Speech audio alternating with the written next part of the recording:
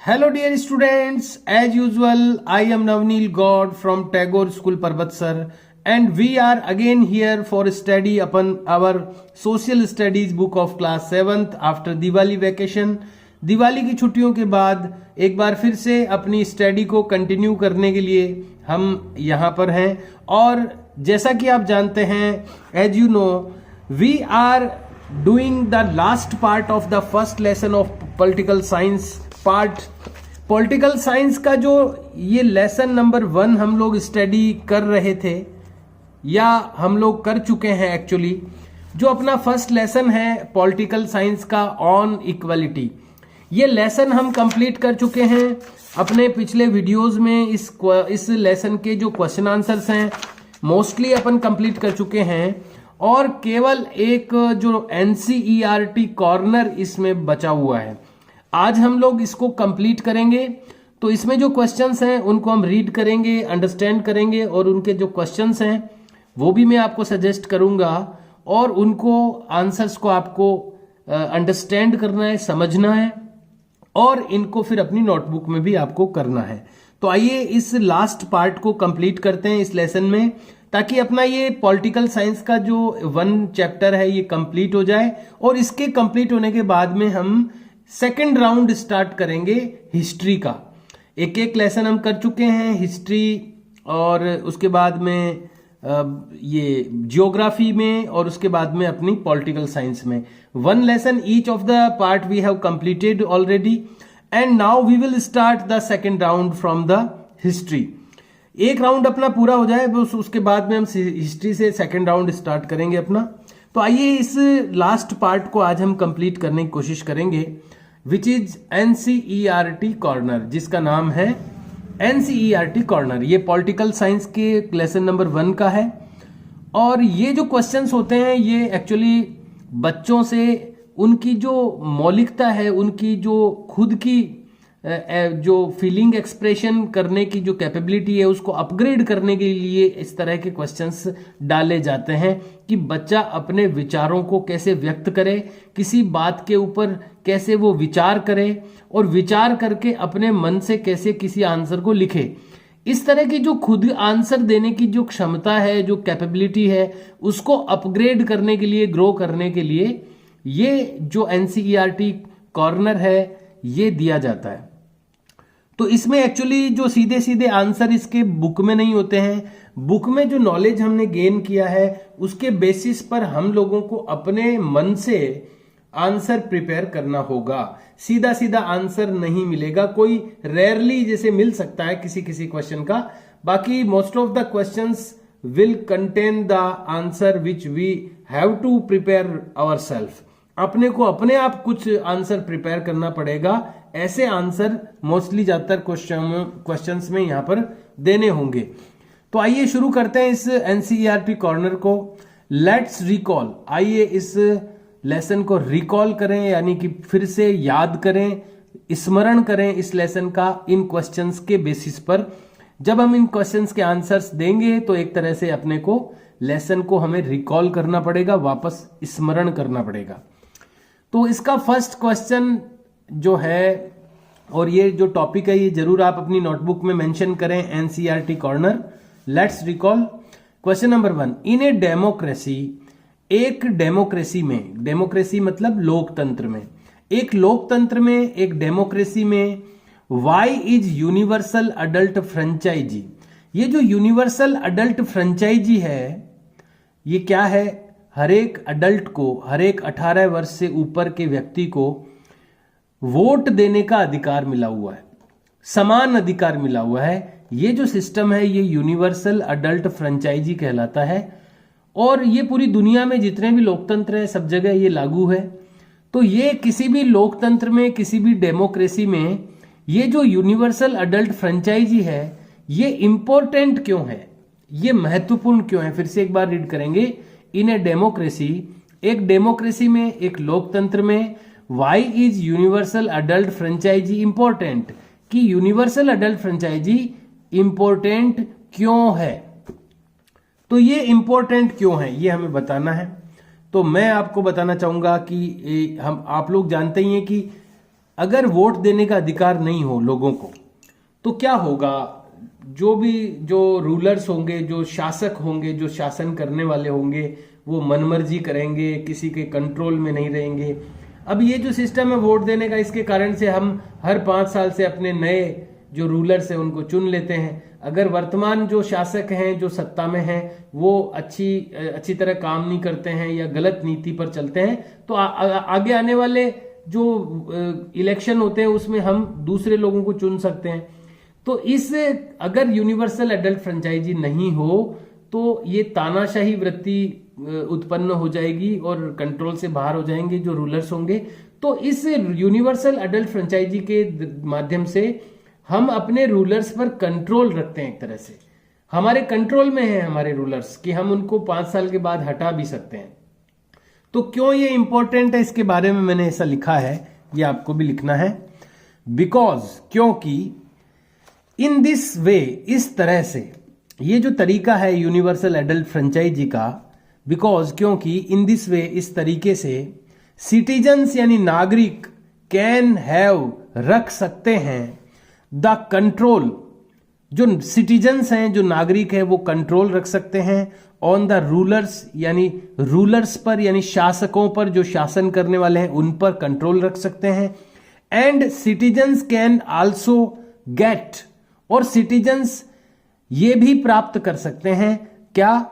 Their rights, उनके जो अधिकार हैं, सिटीजन्स के, नागरिकों के जो राइट्स हैं, जो अधिकार हैं, उनको भी सिटीजन्स गेट कर सकते हैं, प्राप्त कर सकते हैं इस तरीके से, इस सिस्टम से।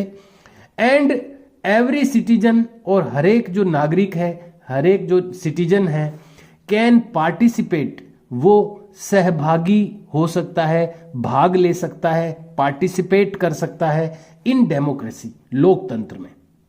अगर सोचिए, अगर ये नहीं हो वोट देने का सिस्टम, तो आप कैसे पार्टिसिपेट करेंगे लोकतंत्र में? आपकी क्या भूमिका रह जाएगी लोकतंत्र में? तो हर एक जो सिटीजन है उसकी जो भूमिका है, उसका जो रोल है, वो तभी है जब ये सिस्टम यूनिवर्सल एडल्ट फ्रेंचाइजी का लागू है। तो वो इसके थ्रू पार्टिसिपेट कर सकता है डेमोक्रेसी में, लोकतंत्र में वो अपनी सहभागिता रख सकता है, उसमें पार्टिसिपेट कर सकता है। तो ये 2-3 टाइप की चीजें हैं, इसलिए ये सिस्टम इंपॉर्टेंट है। फिर से मैं बता दूं, बिकॉज यानी क्योंकि, इन दिस वे, इस तरीके से, citizens can have the control, जो सिटीजन्स हैं, नागरिक है, वो कंट्रोल रख सकते हैं ऑन द रूलर्स, रूलर्स पर यानी शासकों पर। And citizens can also get their rights, और सिटीजन्स अपने अधिकारों को भी प्राप्त कर सकते हैं। And every citizen can participate, और हर सिटीजन भाग ले सकता है इन डेमोक्रेसी, लोकतंत्र में। तो इस तरह से ये जो अपना यूनिवर्सल एडल्ट फ्रेंचाइजी है, ये इंपॉर्टेंट है। तो ये आंसर आप लिख सकते हैं। सेकंड क्वेश्चन, री रीड द बॉक्स, वापस पढ़ें द बॉक्स यानी उस बॉक्स को, ऑन आर्टिकल 15। आर्टिकल 15 जो समानता के लिए एक नियम भारत के संविधान में है, एक आर्टिकल 15 जोड़ा हुआ है जो कि लोगों को समानता प्रदान करता है। उस आर्टिकल 15 का जो बॉक्स अपनी बुक में आया था इस लेसन में, उसको फिर से पढ़ें, री रीड करें। एंड स्टेट, और कहें और बताएं, एंड स्टेट और बताएं, 2 वेज, 2 तरीके, इन विच यानी जिनमें की, दिस आर्टिकल, ये जो आर्टिकल है, एड्रेसेज इन इक्वेलिटी, वो इन इक्वेलिटी को यानी असमानता को एड्रेस करता है, यानी उसको निर्देशित करता है।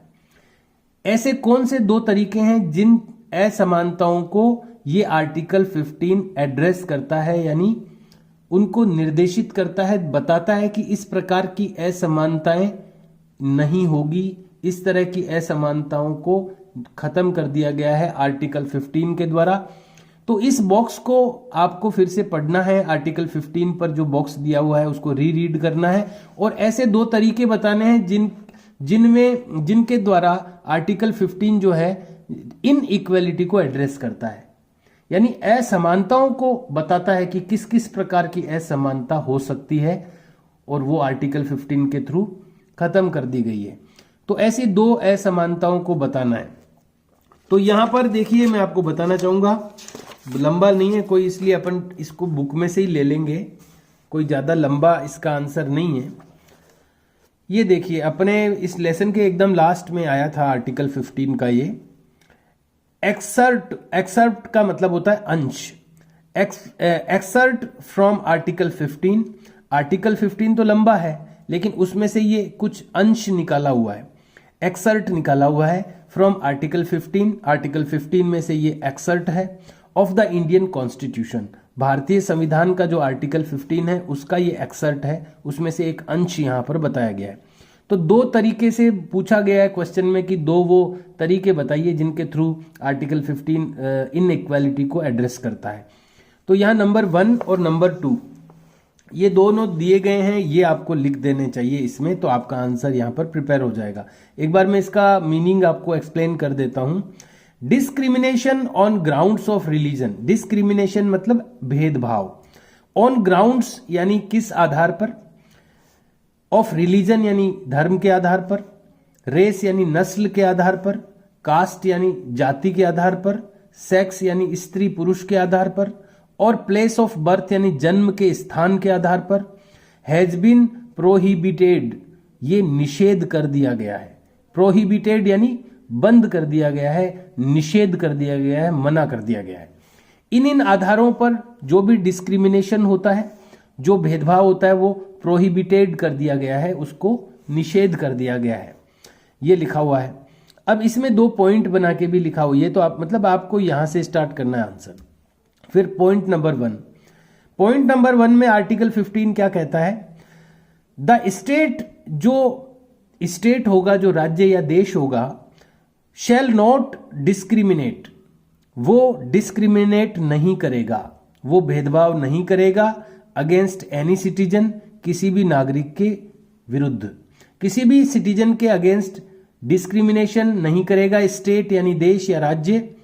किस आधार पर, ऑन ग्राउंड्स, किस आधारों पर, ओनली ऑफ रिलीजन, रिलीजन यानी धर्म के आधार पर, रेस यानी नस्ल के आधार पर, कास्ट यानी जाति के आधार पर, सेक्स यानी लिंग यानी स्त्री पुरुष के आधार पर, प्लेस ऑफ बर्थ यानी जन्म के स्थान के आधार पर, और एनी ऑफ देम या इनमें से किसी भी आधार पर जो स्टेट होगा, जो राज्य या देश होगा, वो डिस्क्रिमिनेट नहीं करेगा किसी भी सिटीजन को।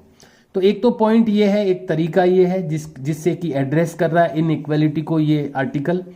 दूसरा ये नंबर 2 लगा के आप लिख सकते हैं, नो सिटीजन, कोई भी citizen, shall, not citizen shall यानी कोई भी सिटीजन यानी नागरिक नहीं किया जाएगा। अब क्या नहीं किया जाएगा, वही डिस्क्रिमिनेट नहीं किया जाएगा, ऐसे मतलब उसके साथ भेदभाव नहीं किया जाएगा।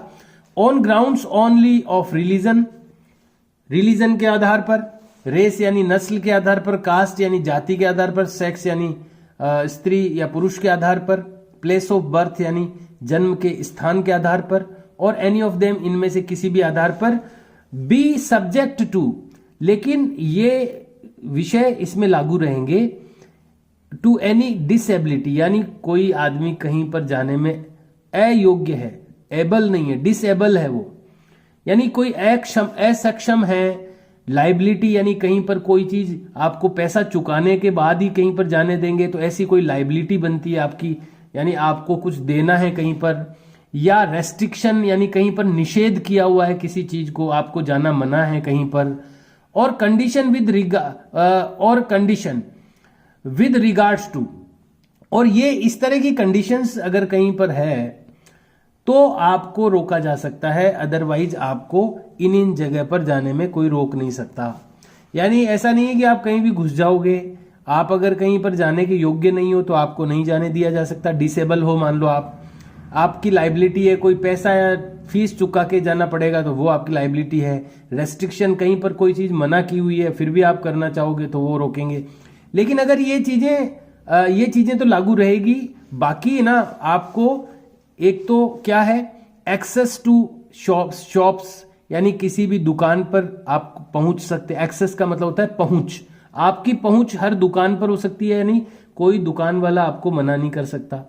शर्त क्या है कि आप उसमें डिसेबल नहीं होने चाहिए, आपकी लाइबिलिटी जो है वो आपको करनी पड़ेगी, पैसे वैसे जो देने वो देने ही पड़ेंगे, आपके लिए कोई निषेध तो नहीं है वहां पर। तो ये आपको किसी भी दुकान पर, शॉप पर एक्सेस आप कर सकते हैं, आप किसी पब्लिक रेस्टोरेंट में जा सकते हैं, या होटल है तो वहां आप जा सकते हैं, and places of public entertainment, और जो जन मनोरंजन के स्थान हैं वहां पर आप जा सकते हैं। यानी इन स्थानों पर जाने में आपको कोई रोक नहीं सकता, आपकी जो एक्सेस है वो पहुंच है वो यहां पर हो सकती है, लेकिन इन चीजों का भी ध्यान रखना होगा आपको। लेकिन इन स्थानों, इन आधार पर आपको रोक नहीं सकता कोई, कि जाति, नस्ल, जन्म कहाँ हुआ आपका, स्त्री हैं कि पुरुष हैं, इस आधार पर आपको नहीं रोकेगा कोई। और बी में लिखा है दूसरा, द यूज ऑफ वेल्स, आप कुओं का उपयोग कर सकते हैं, टैंक्स यानी होद का, बाथिंग घाट्स, जो घाट होते हैं सरोवरों के किनारों पर, वहां पर यूज कर सकते हैं, रोड्स यानी रोड का उपयोग कर सकते हैं, प्लेसेज ऑफ पब्लिक रिजोर्ट, जो सरकारी जो रिजोर्ट है, रहने के स्थान है, वहां उन स्थानों का उपयोग कर सकते हैं, जो कि मेंटेन्ड होली और पार्टली, ऐसे स्थान जो होली यानी कंप्लीटली या फिर पार्टली यानी आंशिक रूप से, आउट ऑफ स्टेट फंड्स यानी कि जो राज्य या देश का जो पैसा है, फंड है, उससे जो पूर्णतया चल रहे कोई ऐसी चीजें हैं, सरकारी चीजें, या थोड़ी सरकारी सहायता जिसको मिल रही है, और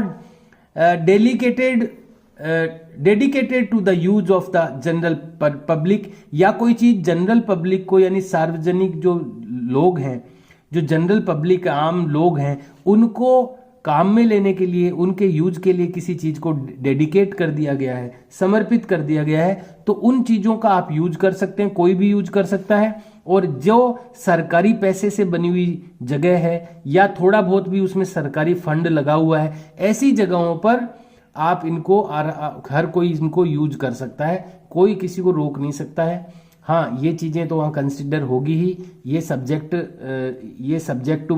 इन चीजों का तो रहेगा ही, लेकिन बाकी इन आधारों पर यहां पर किसी भी जगह पर पहुंचने से किसी को रोका नहीं जा सकता है।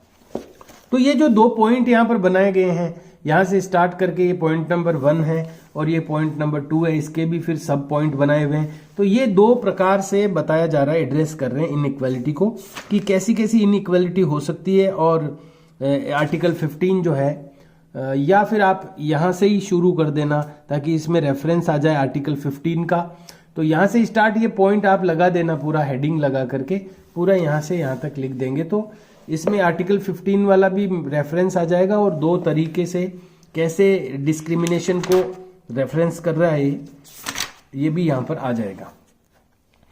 क्वेश्चन नंबर 3 है, इन व्हाट वेज, किन तरीकों से वॉज ओम प्रकाश वाल्मीकिज एक्सपीरियंस, कि जो ओम प्रकाश वाल्मीकि का जो एक्सपीरियंस था, जो उसका अनुभव था, वो किन तरीकों से सिमिलर यानी समान था, to that of the Ansaris, Ansari के जो अनुभव था, अंसारी का जो अनुभव था, उससे वाल्मीकि का अनुभव कैसे, किस तरीके से सिमिलर था, समान था।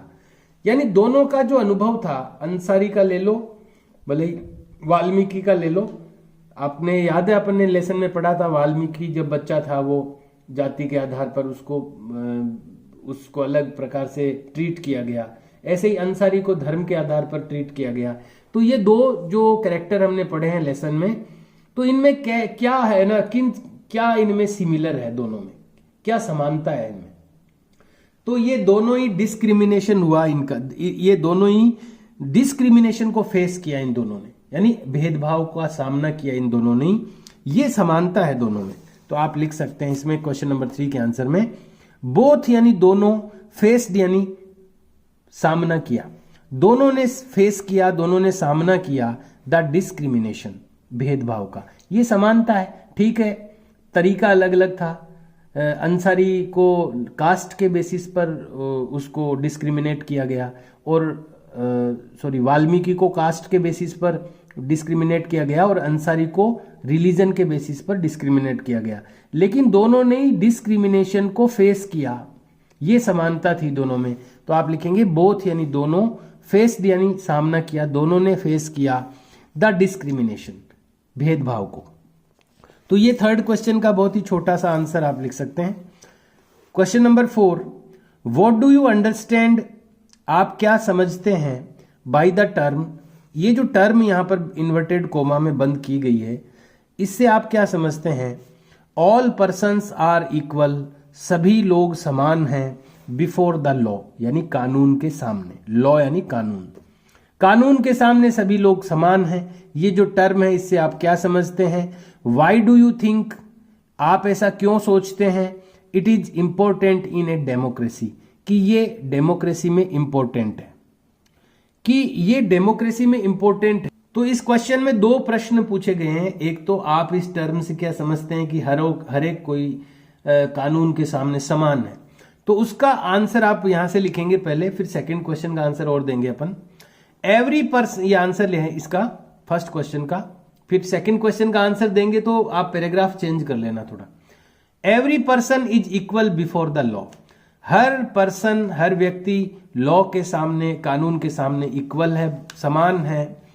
दिस मीन्स, इसका मतलब है दैट कि एवरी पर्सन, की हर व्यक्ति, from the president of the country, जो भारत के राष्ट्रपति हैं, वहां से टू कांता, कांता तक, कांता कौन है? ए डोमेस्टिक वर्कर, एक घरेलू नौकर है। राष्ट्रपति से लेकर, प्रेसिडेंट से लेकर के कांता, जो कि एक डोमेस्टिक वर्कर है, वहां तक हैज टू ओबे, उनको ओबे करना है, पालन करना है, द सेम लॉज, समान कानून, दोनों को एक समान कानून पालन करने हैं, चाहे राष्ट्रपति हो चाहे कांता हो। इस चीज का मतलब ये है, जो ये इसमें फर्स्ट क्वेश्चन का आंसर आ चुका है। अब बात करते हैं सेकंड क्वेश्चन की, कि ये इंपॉर्टेंट क्यों है, ये कैसे इंपॉर्टेंट है। तो आपको इसमें पैराग्राफ चेंज करके लिखना है, इट इज इंपॉर्टेंट, ये इंपॉर्टेंट है, बिकॉज यानी क्योंकि, आफ्टर ओनली दिस, केवल इसी के बाद, एवरी पीपल, एवरी पर्सन, हर एक व्यक्ति, ऑफ द कंट्री यानी देश का, क्योंकि इसी के बाद में, इसी के कारण से देश का हर व्यक्ति लिव यानी रहता है, विद ए डिग्निटी, एक आत्मसम्मान के साथ। क्योंकि ये इंपॉर्टेंट इसलिए है, सबके लिए एक जैसा कानून है, सब लॉ के सामने इक्वल है।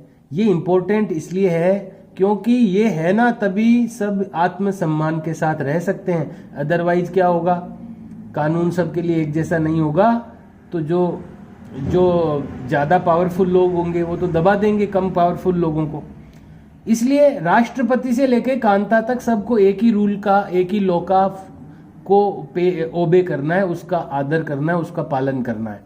और ये इंपॉर्टेंट इसलिए है बिकॉज आफ्टर ओनली दिस, केवल इसी के कारण से, या इसी के बाद में, या इसी के कारण से, every person of the country, देश का हर व्यक्ति, लिव विद ए डिग्निटी, रहता है एक डिग्निटी के साथ, एक आत्मसम्मान के साथ।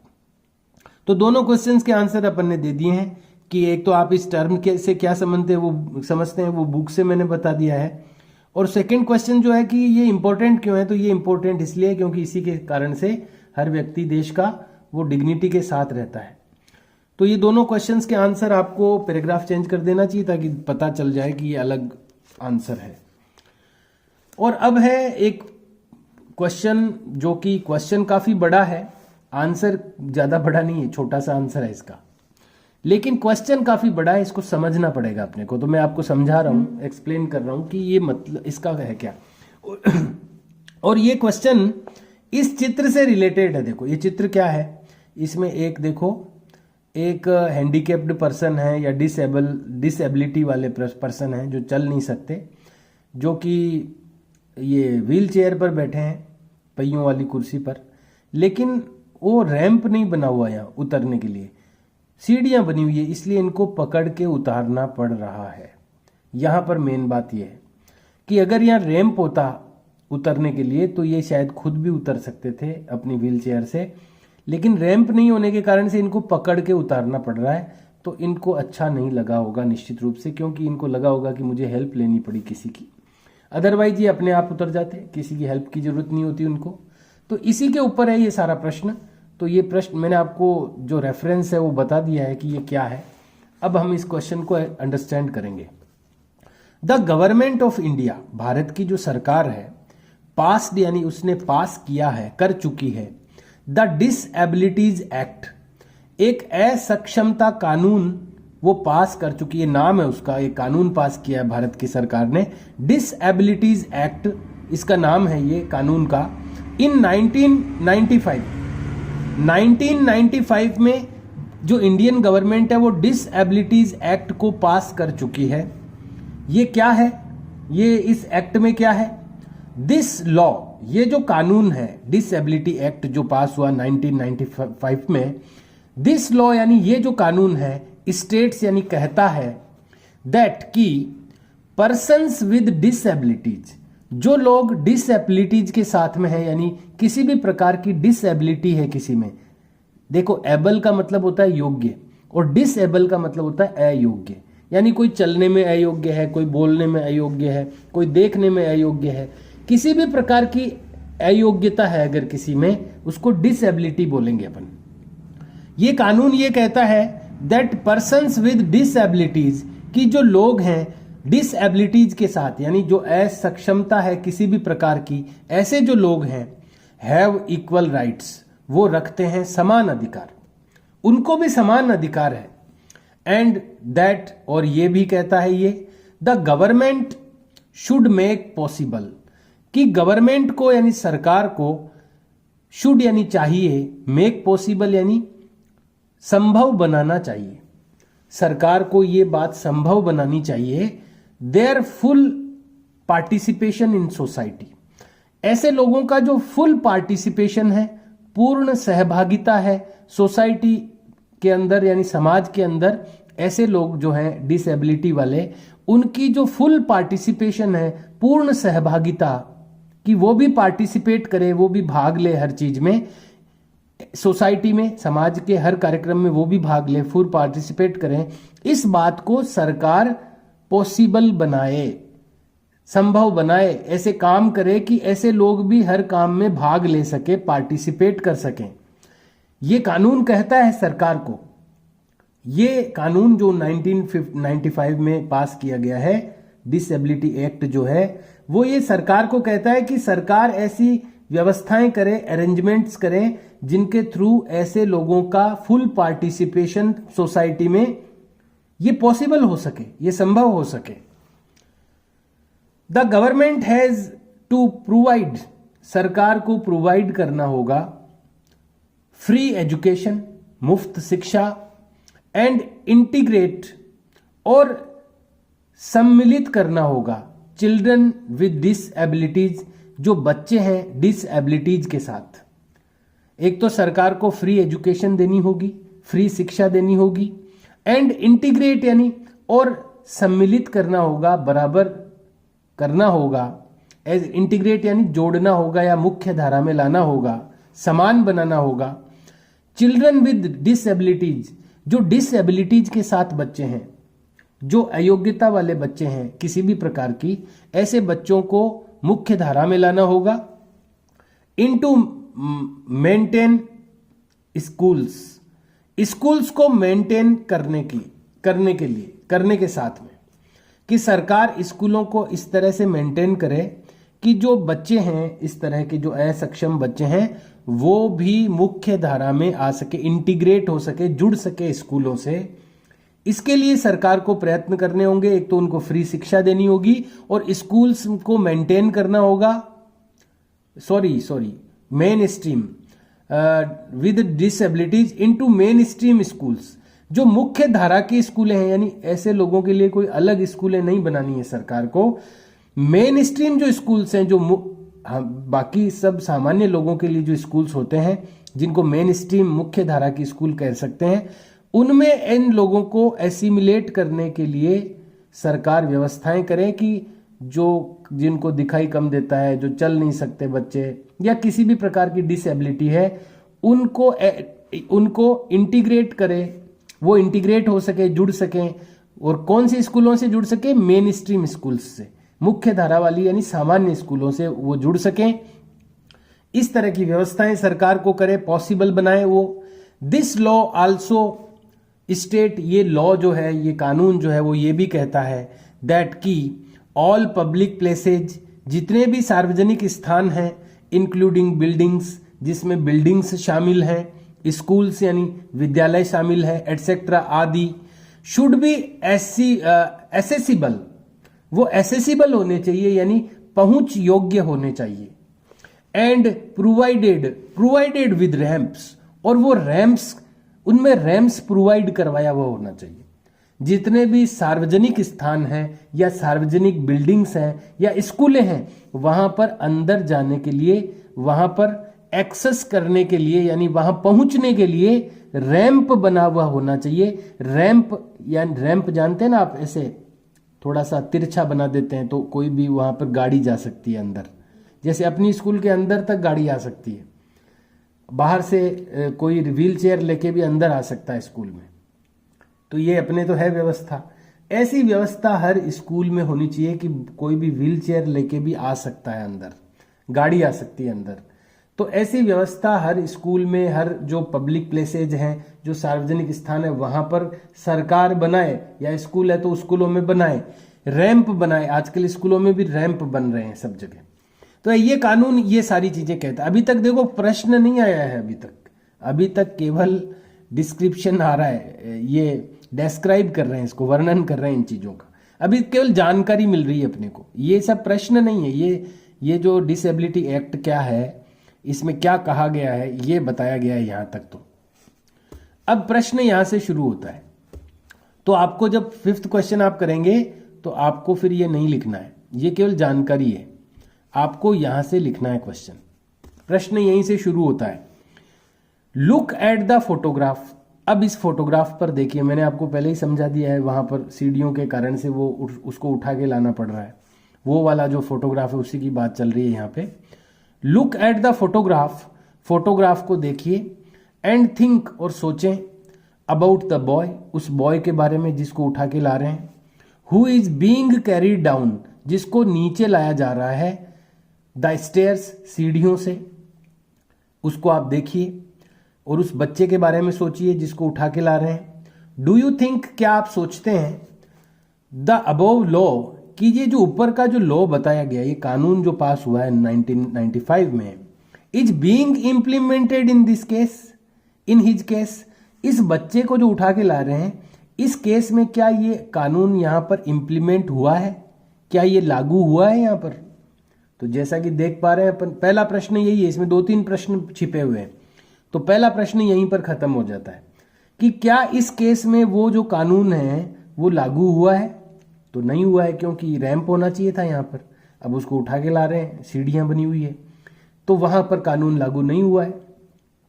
तो अपन इसका आंसर क्या देंगे, सबसे पहले इस क्वेश्चन, देखो आपको क्वेश्चन तो पूरा ही यहां से यहां तक लिखना है, इसमें सारे 2-3 क्वेश्चन आ जाएंगे, लेकिन आंसर जब आप अलग अलग क्वेश्चंस के देंगे तो पैराग्राफ चेंज करते जाना आप, तो अपने को पता रहेगा कि भाई ये प्रश्न, पहले प्रश्न का आंसर हो गया, अब ये दूसरे पैराग्राफ में दूसरे प्रश्न का आंसर हो गया।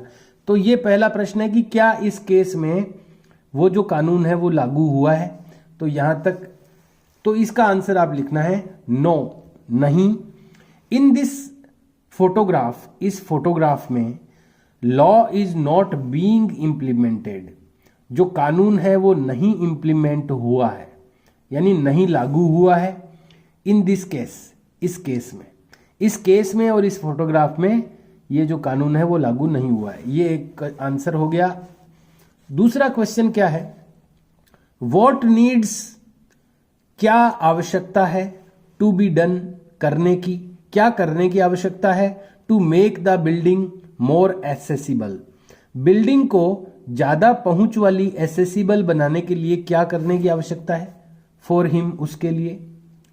तो क्या, किसकी आवश्यकता है, रैंप की, रैंप्स, व्हाट की जगह रैंप्स लिखना है आपको, ramps need to be done, ramps को करने की आवश्यकता है, to be make the building more accessible for him.